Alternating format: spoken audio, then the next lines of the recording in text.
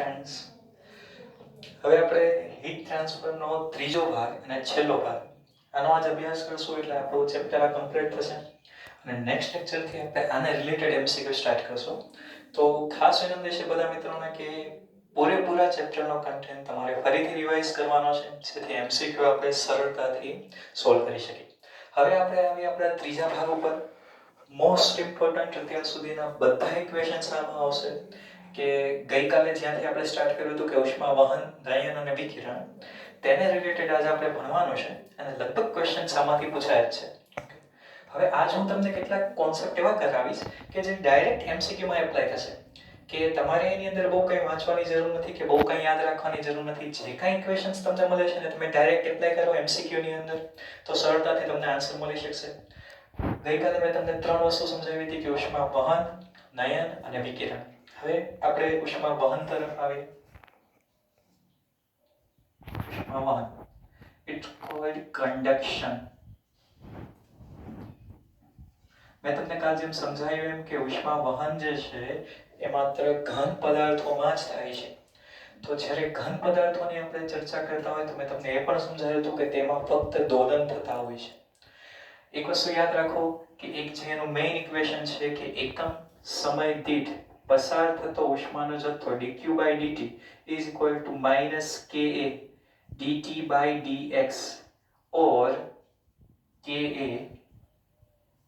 t1 - t2 divided by L, જ્યાં L એટલે લંબાઈ વ્યાખ્યાયિત કરે છે, t1 ને t2 તાપમાન છે બંને છેડાઓના. આની અંદર જે dt/dx છે એને તમે તાપમાન પ્રચલન કહી શકો છો. ઘણીવાર આને રિલેટેડ પણ એમસીક્યુ પૂછાય છે, તાપમાન પ્રચલન. તો dt/dx એનો મતલબ કે કોઈ અંતરની સાપેક્ષે તાપમાનમાં થતો ફેરફાર. હવે આપણને પ્રશ્ન એ થાય કે આનો ઉપયોગ શું? તો ઘણી બધી જગ્યાએ જંક્શન બિંદુના તાપમાન શોધવાના એમસીક્યુ પૂછાય છે. તો સપોઝ કરો કે તમે કોઈ બે સળિયા છે એને કંઈક આ રીતે તમે કનેક્ટ કરી દો છો. ધારો કે આની લંબાઈ L1 છે, આની લંબાઈ L2 છે, આનું ક્ષેત્રફળ A1 છે, આનું ક્ષેત્રફળ A2 છે, આની ઉષ્માવાહકતા K1 છે, આની ઉષ્માવાહકતા K2 છે. તો આ જે બિંદુ છે એને તમે જંક્શન બિંદુ કહી શકો. ધારો કે ત્યાંનું તાપમાન T0 છે, અહીંયાનું તાપમાન T1 છે, અહીંયાનું તાપમાન T2 છે. જ્યારે તમને એમ કે સ્થાયી અવસ્થાની અંદર જંક્શન બિંદુનું તાપમાન શોધવાનું છે તો યાદ રાખો કે સ્થાયી અવસ્થા ત્યારે જ કહેવાય કે જ્યારે બંને સળિયાની અંદર સમાન ઉષ્મા પ્રવાહ વહેતો હોય. તો ખાસ યાદ રાખો કે જ્યારે સ્થાયી અવસ્થામાં તમને જંક્શન બિંદુનું તાપમાન શોધવાનું કે એનો મતલબ કે બંનેમાં પ્રવાહ સરખો હોય છે, H1 = H2. H1 = H2 એટલે તમે બંને સાઈડ સરખાઈ શકો કે K1 A1 T1 - T2 divided by L1 is equal to, T1 minus જંક્શનનું તાપમાન T0, then K2 A2 T0 minus T2 divided by L2. તો આ સૂત્રથી તમે જંક્શન બિંદુનું તાપમાન શોધી શકશો, જેમાં તમે T0 ને ઓબ્જેક્ટ બનાવી શકો છો. આ તો ચર્ચા થઈ ઘન પદાર્થની અંદર ઉષ્માવાહકતાની, અથવા તો તમે એમ કહી શકો કે ઉષ્માવહનનો બેઝિક કોન્સેપ્ટ કંઈક આવો છે. હવે આપણે જઈએ ઉષ્મા નયન તરફ. યાદ રાખો કે ઉષ્મા નયન જે છે એ તરલ પદાર્થમાં થાય છે. કાલ આપણે એની પણ ચર્ચા કરી હતી. હવે મેં તમને એમ કીધું હતું કે ઉષ્મા નયન જે છે એ ઘનતાના તફાવતને કારણે થાય છે. તમે જો કે પાણીને તમે જ્યારે ગરમ કરો છો તો જ્યારે તમે નીચેથી એને ઉષ્મા આપો છો, સપોઝ કરો કે તમે ગેસ ઉપર કોઈ પાત્ર મૂકી દીધું જેની અંદર પાણી ભરેલું છે, તો જ્યારે તમે ગેસ ચાલુ કરો અને તમે જ્યારે પાણીની ઉપરની સપાટીને સ્પર્શ કરો તો તમને કાંઈ ગરમ લાગતું નથી. તેનું કારણ એ છે કે સૌથી પહેલા પાણી નીચે તરફ ગરમ થાય છે. જ્યારે તેને તાપમાન મળે ત્યારે તેની ઘનતા ઓછી થાય છે, એટલે ઓછી ઘનતાવાળું પાણી ક્યાં જશે? ઉપર, અને ઉપરની વધારે ઘનતાવાળું પાણી ક્યાં આવશે? નીચે. આ પ્રક્રિયા સતત ચાલુ રહે છે અને આવી રીતે સંપૂર્ણ પાણી ગરમ થાય છે. તો યાદ રાખો કે ઉષ્મા નયન જે છે એ ઘનતાના તફાવતના કારણે થાય છે. હવે તેના બે પ્રકાર છે. એક આવશે પ્રાકૃતિક ઉષ્મા નયન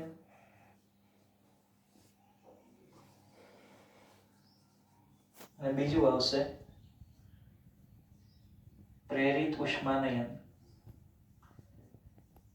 પ્રેરિત ઉષ્માનયન તમે એમ કહી શકો કે તમે કંઈ દબાણનો તફાવત ઉત્પન્ન કરો છો ત્યારે જે ઉષ્માનયનની પ્રક્રિયા થાય તેના પ્રેરિત ઉષ્માનયનમાં તમે એને ઇન્ક્લુડ કરી શકો.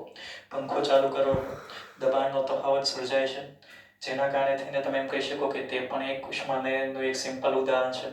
ઓકે, હવે આપણે ત્રીજી તરફ આવીએ, જે આપણું છે ઉષ્મા વિકિરણ. ઉષ્મા વિકિરણની અંદર તમારે શું સમજવાનું છે? તમે જે તમને કીધું એમ કે તેની અંદર કોઈ પણ માધ્યમની જરૂર રહેતી નથી અને સૌથી ઝડપી પ્રક્રિયા એ ઉષ્મા વિકિરણ છે. તમે તાપણું કરો છો, તમે દૂર ઊભા છો, છતાં પણ તમને ગરમી લાગે છે. there is no medium, એનો મતલબ કે કોઈ માધ્યમ નથી, છતાં પણ તમને કંઈક રિયલાઇઝ થાય છે, કંઈક તમને ફીલ થાય છે ઉષ્મા. એનો મતલબ એવો થયો કે તે એક ઉષ્મા વિકિરણનું એક જીવતું જાગતું ઉદાહરણ છે. એનો મતલબ કે ઉષ્મા વિકિરણની અંદર કોઈ જ માધ્યમની જરૂર નથી. પણ હા, સિમ્પલ વસ્તુ સમજો કે ધારો કે કોઈ સપાટી છે. હવે જ્યારે અહીંયા પ્રકાશનું કિરણ આપાત થતું હશે ત્યારે ઘણી બધી પ્રક્રિયા થવાની શક્યતા છે. તમે એમ કહી શકો કે પ્રકાશનું કિરણ આપાત થતું હોય ત્યારે એક તો તે પરાવર્તન પામે. ચલો, પરાવર્તન એટલે રિફ્લેક્શન, જેને આપણે R વડે દર્શાવશું. તેનું શોષણ પણ થાય એટલે એબ્સોર્પ્શન, જેને આપણે A વડે દર્શાવીશું. ત્રીજી શક્યતા એવી છે કે એ પસાર થઈ જાય છે એટલે ટ્રાન્સમિટ થાય છે, વહન પામે છે. ટ્રાન્સમિટ થતું હોય તો આપણે એને T વડે દર્શાવીશું. તો આ આપાત કિરણ છે, આ પરાવર્તિત કિરણ છે. શોષાઈ જાય તે આપણને દેખાવાનું નથી અને બીજું એમાંથી ટ્રાન્સમિટ થઈ જાય છે, તો આ ટ્રાન્સમિટ થયેલું. હવે શું હોય કે કુલ જે કાંઈ ઉષ્મા છે એ ત્રણેયનો સરવાળો છે. Q is equal to QR plus QA plus QT.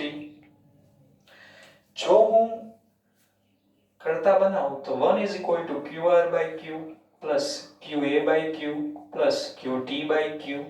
યાદ રાખો કે ત્રણેયનો સરવાળો એક થવો જોઈએ. આ ત્રણેય વસ્તુ શું દર્શાવે છે? તો આને કહી શકો તમે પરાવર્તન અચળાંક. ક્યારેક MCQ ની અંદર પૂછી નાખે છે, ત્રણેય અચળાંકના મૂલ્ય તમને પૂછે તો કંઈક આ રીતે તમે એને ફાઇન્ડ કરી શકો. આ જે છે એ શોષકતા અચળાંક અને ટ્રાન્સમિટ થાય છે એટલે કે વહન પામે છે, તો એને તમે કહી શકો વહનીય અચળાંક. ઓકે, તો યાદ રાખો કે ત્રણેય પ્રક્રિયામાં કંઈક આવા બધા MCQ પૂછવાની શક્યતા. આ ત્રણેયનો બેઝિક કોન્સેપ્ટ મેં કાલ તમને સમજાવી દીધો હતો. હવે MCQ ની દ્રષ્ટિએ શું પૂછાય છે તો એ તમે આ રીતે યાદ રાખી શકો છો. હજી એક પરિસ્થિતિ આવે છે કે જેને તમે 12th સાયન્સની અંદર સ્ટડી કરો છો, અવરોધ. જનરલ કેસમાં અહીંયા જ્યારે આપણે જોયું કે આ જે ઇક્વેશન જે છે હીટ માટે છે, જો હું આને ઇલેક્ટ્રિકની સાથે કમ્પેર કરું તો ધ્યાન દેજો કે આ જે સૂત્ર છે dq/dt, આ જે ઉષ્મીય પ્રવાહ દર્શાવે છે એને હું h કહી દઉં તો h is equal to ઉપર તાપમાનનો તફાવત છે ડેલ્ટા t અને નીચે હું લખી નાખું છું L અને Ka ને છેદમાં લઈ આવું છું L/Ka. તો જ્યારે આપણે ઉષ્માની જગ્યાએ તમે વિદ્યુત પ્રવાહની ચર્ચા કરતા હોય, આ જે છે ઉષ્મા માટે છે, ઉષ્મીય. અહીંયા હું તમને વિદ્યુત માટે દર્શાવું, વિદ્યુતીય. તો વિદ્યુત માટે આપણે શું લખી છીએ? પ્રવાહ I is equal to delta V divided by R. જ્યાં ડેલ્ટા V એટલે સ્થિતિમાનનો તફાવત છે, R એટલે વિદ્યુતીય અવરોધ છે. તો તમે આને એની સાથે સરખાવો તો આ જેમ વિદ્યુત સ્થિતિમાનનો તફાવત છે તેમ તાપમાનનો તફાવત છે અને જેમ નીચે વિદ્યુતીય અવરોધ છે તો આ ભાગને આપણે કહી શકીએ ઉષ્મીય અવરોધ, હીટ રેઝિસ્ટન્સ RH. તો આના ઉપરથી તમે વિદ્યુતની સાથે ઉષ્માને કમ્પેર કરી શકો છો અને તમને આવું કંઈક સૂત્ર મળે છે. તો જ્યારે તમને યાદ રાખો કે તમને વિદ્યુતીય અવરોધ પૂછે તો વિદ્યુતીય અવરોધ RH is equal to L/Ka. Okay, હવે આપણે શું સમજવાનું છે કે આની અંદર જે K છે એ ઉષ્મીય વાહકતા છે, જ્યારે R જે છે એ વિદ્યુતીય અવરોધકતા છે. તો હવે તમારે એમ સમજવાનું છે કે ધારો કે તમે બે જુદા જુદા પદાર્થ અથવા તો જનરલ કેસમાં આપણે સળિયાને ઇન્ક્લુડ કન્સિડર કરીએ તો જો સળિયાને તમે કનેક્ટ કરો તો બે પ્રકારના જોડાણ થઈ શકે છે. તો લખી શકો તમે કે સળિયાઓ જે છે એનું શ્રેણી જોડાણ, જો સળિયાઓનું તમે શ્રેણી જોડાણ કરશો, અથવા તો હું તમને સિમ્પલ રીતે સમજાવું તો આપણે એક કામ કરી કે અવરોધોનું શ્રેણી જોડાણ જ લઈએ. એ ટર્મની અંદર જ તે આપણે વાહકતાને દર્શાવી દેશું. અવરોધોનું શ્રેણી જોડાણ.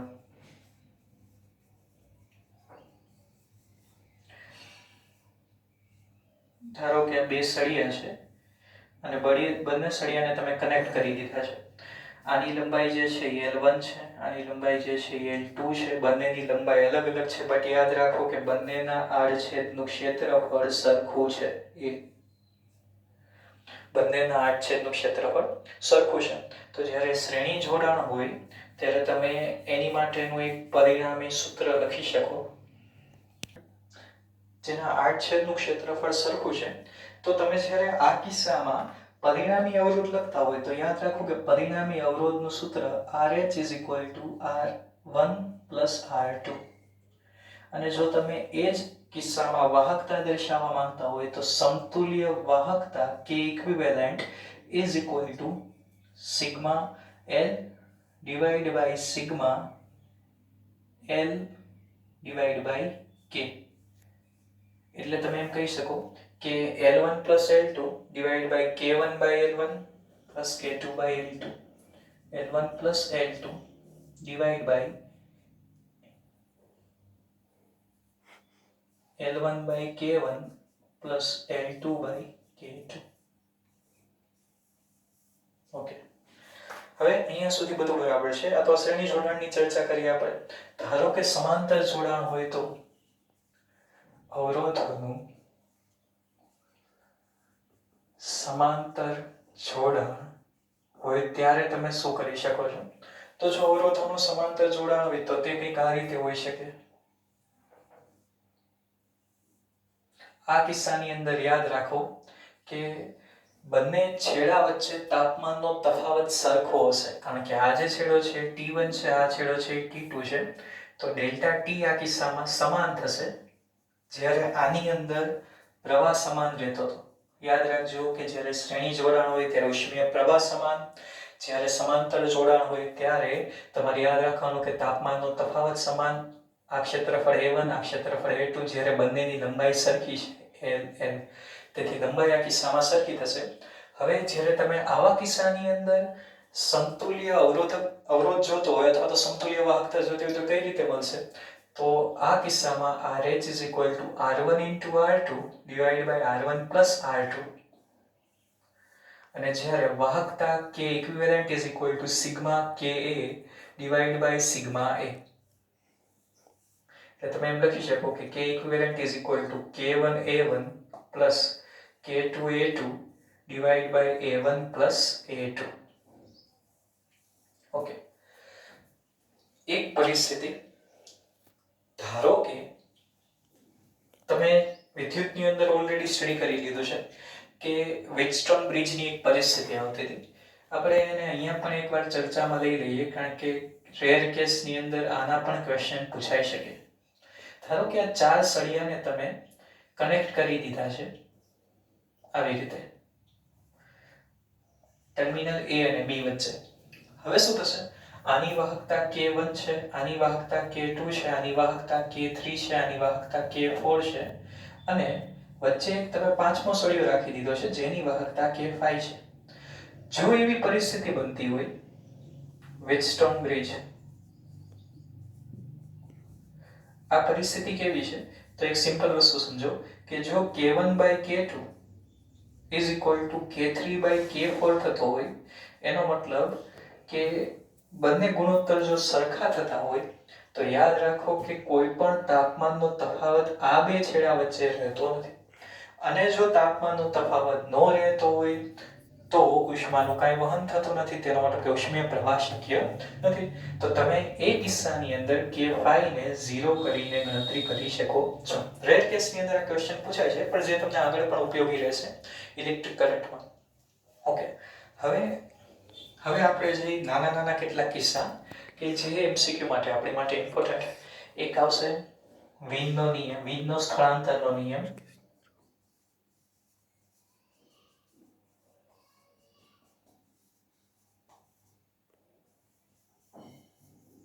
ઓકે, વીનનો સ્થળાંતરનો નિયમ શું દર્શાવે છે?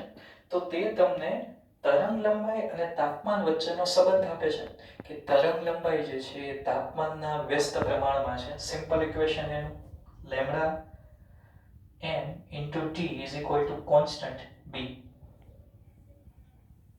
અને b ની કિંમત છે 2.9 ગુણ્યા 10 ની -3 કેલ્વિન ઇન્ટુ મીટર, અથવા તો તમને કન્ફ્યુઝન ન થાય તેથી મીટર ઇન્ટુ કેલ્વિન. યાદ રાખજો કે તે મિલી કેલ્વિન નથી, મીટર ઇન્ટુ કેલ્વિન છે. ઓકે, આ વીનના સ્થળાંતરનો નિયમ. પછી એક આવશે ઉત્સર્જકતા અને શોષકતાનો કોન્સેપ્ટ. ચલો, સંપૂર્ણ કાળા પદાર્થની પહેલા ચર્ચા કરી લઈએ. સંપૂર્ણ કાળો પદાર્થ. યાદ રાખો કે સંપૂર્ણ કાળો પદાર્થ એટલે શું? તો જે પદાર્થ તેના પર આપાત થતી પૂરેપૂરી ઉષ્માનું શોષણ કરી નાખે અને પૂરેપૂરી ઉષ્માનું ઉત્સર્જન કરી શકે તેવા પદાર્થને સંપૂર્ણ કાળો પદાર્થ કહે છે. વ્યવહારમાં કોઈ પણ પદાર્થ સંપૂર્ણ કાળો પદાર્થ નથી, તે આપણે યાદ રાખવાનું છે. બીજી વસ્તુ યાદ રાખો કે સંપૂર્ણ કાળા પદાર્થને કાળા રંગ સાથે કોઈ જ લેવા દેવા નથી. તે ફક્ત શોષકતા અને ઉત્સર્જકતા પર આધારિત છે. જે પદાર્થ વધુમાં વધુ શોષણ કરે, વધુમાં વધુ ઉત્સર્જન કરે, તે એક સારો એવો કાળો પદાર્થ છે. યાદ રાખો કે ઘણી બધી જગ્યાએ ક્વેશ્ચન્સ પૂછાય છે કે જે પદાર્થ, કાળો પદાર્થ કોને કહી શકો તમે? તો જે શોષણ પણ કરે અને ઉત્સર્જન પણ. જો કોઈ પદાર્થ ફક્ત શોષણ કરતું હોય અને ઉત્સર્જન ન કરતું હોય તો તમે કાળા પદાર્થમાં તેને ઇન્ક્લુડ કરી શકતા નથી. તે પણ તમારે યાદ રાખવાનું છે. તો સંપૂર્ણ શોષણ કરે અને સંપૂર્ણ ઉત્સર્જન કરે તેવા પદાર્થને સંપૂર્ણ કાળો પદાર્થ કહે છે. ઓકે, હવે શોષકતા. શોષકતાનો સિમ્પલ મતલબ સમજો. તમને સમજાવું છું કે જો કોઈ પદાર્થ પર તમે આપાત કરેલી ઉષ્મા અને તેમાંથી તેણે શોષેલી ઉષ્મા, આ બંનેનું ગુણોત્તર, શોષેલી ઉષ્માના છેદમાં આપાત થયેલી ઉષ્મા, આના ઉપરથી તમને પદાર્થની શોષકતા મળે છે. ઉત્સર્જકતા એટલે શું? ઉત્સર્જકતા જે છે આના અલગ અલગ નામ પ્રમાણેના કોન્સેપ્ટ આવે છે. બધી કોન્સેપ્ટ સેમ જ રહે છે, પરંતુ નામ શું છે ઉત્સર્જકતા, તેને તમે બીજી રીતે તીવ્રતા પણ કહી શકો છો, જેની ચર્ચા આપણે ઘણી બધી વાર આવશે. તમારે વિદ્યુત ચુંબકીય તરંગોની અંદર પણ એની ચર્ચા આવે છે. યાદ રાખો કે એકમ સમયમાં એકમ ક્ષેત્રફળ દીઠ પસાર થતી ઉષ્મા, એટલે તમે એમ કહી શકો કે ઉષ્મા ઉર્જા અને છેદમાં ક્ષેત્રફળ અને ગુણ્યા સમય.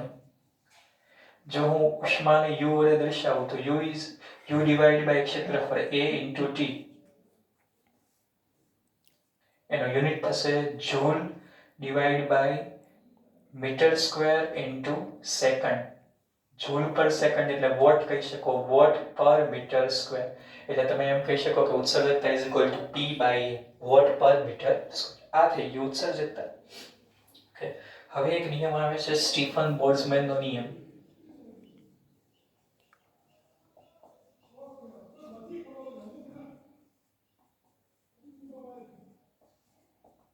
P is equal to sigma E A T raised to 4. આ સૂત્ર તમારે યાદ રાખવાનું છે, જ્યાં સિગ્મા એટલે સ્ટીફન બોલ્ટ્ઝમેનનો અચળાંક છે, E એટલે એની ઉત્સર્જકતા છે, A એટલે ક્ષેત્રફળ છે, T એટલે તાપમાન છે. સ્ટીફન બોલ્ટ્ઝમેનનો અચળાંક જેની કિંમત આવશે 1.38 ગુણ્યા 10 ની -23. આ કિંમત તમારે યાદ રાખવાની છે મિત્રો. આના સિવાય પ્રિવોસ્ટ નામનો સાયન્ટિસ્ટ હતો, એણે પણ પોતાની એક થિયરી આપી હતી. પ્રિવોસ્ટની થિયરી તરીકે વ્યાખ્યાયિત છે. તેનો કહેવાનો મતલબ સિમ્પલ હતો, તે પદાર્થ અને વાતાવરણ વચ્ચેની વાત કરવા માંગતો હતો. આ જ સૂત્રમાં એણે થોડોક ચેન્જીસ કર્યો. P is equal to sigma E A T raised to 4 minus TS raised to 4. જ્યાં TS એટલે સરાઉન્ડિંગ એટલે વાતાવરણનું તાપમાન. યાદ રાખો કે જ્યારે કાળો પદાર્થ આવશે ત્યારે E = 1 લેવાનું થશે. સંપૂર્ણ કાળા પદાર્થમાં E લખવાની કાંઈ જરૂર નથી, કારણ કે સંપૂર્ણ કાળા પદાર્થ માટે E = 1, A = 1. ઓકે, હવે આ ચેપ્ટરનો છેલ્લો એક નાનકડો એવો ભાગ, ન્યૂટનના ક્ષેત્રનો નિયમ.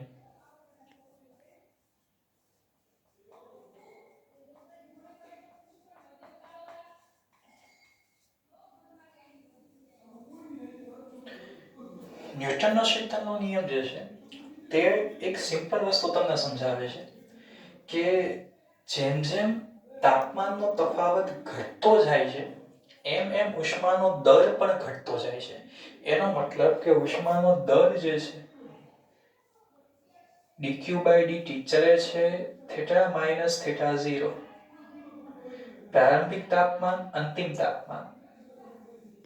યાદ રાખો કે ઉષ્માનો જે દર જે છે એ તાપમાનના તફાવતના સપ્રમાણમાં છે. હજી એક વસ્તુ કે જેના MCQ મેક્સિમમ પૂછાવાની શક્યતા ન્યૂટનના ક્ષેત્રના નિયમમાંથી. ધારો કે કોઈ પદાર્થ સમયની સાથે ઠંડો પડતો જાય છે. જો કોઈ પદાર્થ જે છે સમયની સાથે ઠંડો પડતો હોય તો યાદ રાખો કે dQ/dt = K θ-θs. સરાઉન્ડિંગનું તાપમાન દર્શાવે છે. આ જે થીટા છે એને તમે સરેરાશ તાપમાન તરીકે લઈ શકો. સોરી, અહીંયા dT/dt આવશે. એનો મતલબ કે તાપમાનમાં સમયની સાથે થતો ફેરફાર. તમે એને કંઈક આ રીતે વ્યાખ્યાયિત કરી શકો, T2 - T1 /T = K. આની જગ્યાએ તમે થીટાની જગ્યાએ લખી શકો છો. જે સરેરાશ તાપમાન છે તે T2 + T1 / 2 and -θs જે સરાઉન્ડિંગનું તાપમાન મેન્શન કરે છે. ઓકે, હવે આ બધી ચર્ચા પછી એક છેલ્લો એવો નાનકડો એવો ટોપિક જે છે, હવે જે હું તમને આ ચેપ્ટરનો MCQ સોલ્વ કરાવીશ તેની અંદર હું તમને ડિફાઇન કરી દઈશ. અત્યારે તેની કાંઈ જરૂર નથી. હવે કેટલાક કી પોઈન્ટ્સ જે છે તે યાદ રાખજો મિત્રો. કી પોઈન્ટ્સની અંદર પહેલી વસ્તુ તમારે શું યાદ રાખવાનું છે, તો કેટલાક કી પોઈન્ટ્સ યાદ રાખો. લગભગ વાસણના જે તળિયા જે છે એ તાંબાના રાખવામાં આવે છે. એનું રીઝન છે કે તાંબાની વાહકતા જે છે એ ઘણી બધી વધારે છે અને નિયમિત રીતે વહન તેની અંદર શક્ય છે. તેથી મોસ્ટ ઓફ વાસણની અંદર તાંબાનું સ્તર ચડાવવામાં આવે છે તળિયે. બીજી વસ્તુ કે જ્યારે કોઈ પણ વસ્તુને ગરમ રાખવાની વાત આવે છે, તમે જોવો છો કે ફોઇલ કરેલું હોય છે, તો ડબલ જાડાઈનું સિંગલ કવર ચડાવવા કરતાં સરખી જાડાઈના 2 સ્તર ચડાવવામાં આવે છે ફોઇલની અંદર. એનું રીઝન એ છે કે ઇન્સ્યુલેશન, અવાહકતા તેની અંદર વધી જાય છે અને 2 જુદા જુદા સ્તરની વચ્ચે હવા ટ્રેપ થઈ જાય છે. તેથી આપણે હંમેશા ડબલ જાડાઈનું એક સ્તર ચડાવવા કરતાં સિંગલ જાડાઈના 2 સ્તર ચડાવવાનું વધારે પસંદ કરીએ છીએ. હવે એક વસ્તુ છે કે સેટેલાઇટની અંદર જે છે એ પાણી ગરમ થતું નથી. એનું રીઝન છે કે ઉષ્માનયનની પ્રક્રિયા થવી જોઈએ. ઉષ્માનયનની અંદર ઘનતા જરૂરી છે. ઘનતા ડ્યુ ટુ ગ્રેવિટી. સેટેલાઇટની અંદર ગ્રેવિટી હોતી નથી. તેથી યાદ રાખો કે સેટેલાઇટની અંદર પાણી ગરમ થતું નથી. શિયાળાની અંદર ઠંડીના કારણે જે પશુઓ જે છે, પ્રાણીઓ જે છે એ પોતાનું શરીર વાળી દે છે જેથી ક્ષેત્રફળ ઓછું થાય. તો એ પણ યાદ રાખો કે શું કામ તે પોતાનું શરીર વાળી દે છે, તો ક્ષેત્રફળ ઓછું થવાના કારણે ઠંડી તેમને ઓછી લાગે છે. અને હજી એક વસ્તુ કે ધાતુ જે છે એની અંદર વાહકતા વધારે હોય છે. તેનો એક સિમ્પલ રીઝન કે તેની અંદર મુક્ત ઇલેક્ટ્રોન્સની સંખ્યા વધારે હોય છે. તો આટલા કી પોઈન્ટ્સ છે. કાલે મિત્રો આપણે આ ચેપ્ટરને રિલેટેડ MCQ સ્ટાર્ટ કરશું. સંપૂર્ણ 3 ભાગની અંદર ફૂલ ચેપ્ટર કવર કર્યું છે આપણે. હવે કાલથી આપણે MCQ સ્ટાર્ટ કરશું અને પ્રેક્ટિસ કરશું. તો મિત્રો તમે આ બધું રિવાઇઝ કરી નાખો એકવાર. 3 ભાગના વિડીયો જોઈ લો અને ફરીથી એકવાર તમે બધું રિવાઇઝ કરી નાખો. નેક્સ્ટ લેક્ચરની અંદર આપણે MCQ સ્ટાર્ટ કરશું.